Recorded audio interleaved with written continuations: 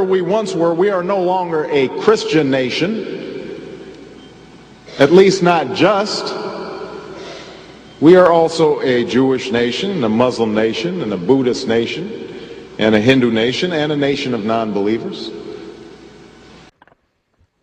Mr. Speaker, on April 6th of this year, the President of the United States traveled halfway around the globe and in the nation of Turkey essentially proclaimed that the United States was not a Judeo-Christian nation.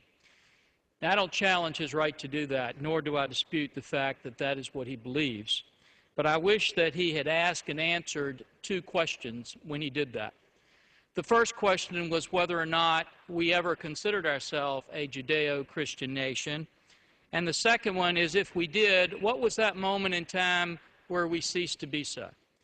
If you ask the first question, Mr. Speaker, you find that the very first act of the first Congress in the United States was to bring in a minister and have Congress led in prayer and afterwards read 4 chapters out of the Bible. A few years later, when we unanimously declared our independence, we made certain that the rights in there were given to us by our Creator. When the treaty was signed in the Treaty of Paris in 1783 that ended the Revolutionary War and birthed this nation, the signers of that document made clear that it began with this phrase, "In the name of the most holy and undivided Trinity." When our Constitution was signed, the signers made sure that they punctuated the end of it by saying, "In the year of our Lord, 1787.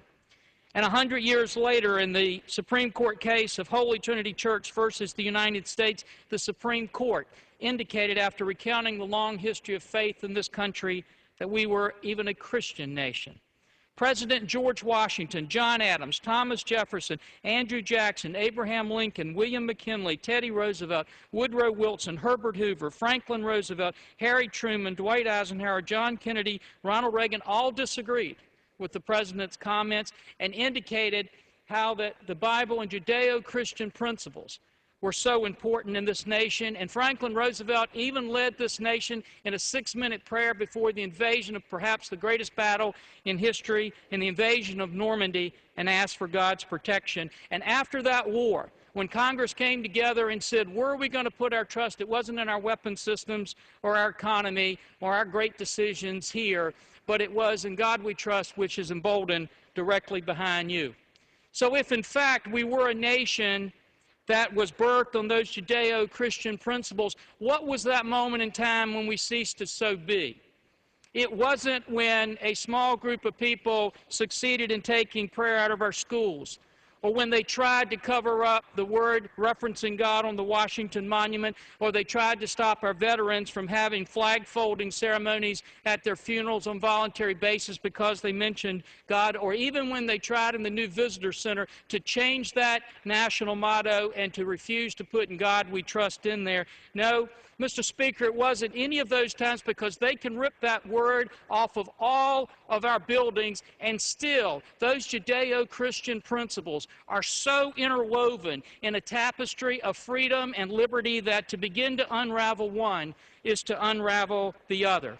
And that's why we have filed the Spiritual Heritage Resolution to help reaffirm that great history of faith that we have in this nation, and to say to those individuals who have yielded to the temptation of concluding that we are no longer a Judeo-Christian nation to come back and look at those great principles that birthed this nation and sustain us today, because we believe if they do, they will conclude, as President Eisenhower did and later Gerald Ford repeated, that without God there could be no American form of government, nor an American way of life.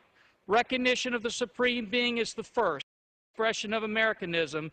Thus the Founding Fathers of America saw it, and thus with God's help, it will continue to be. And Mr. Speaker, I yield back.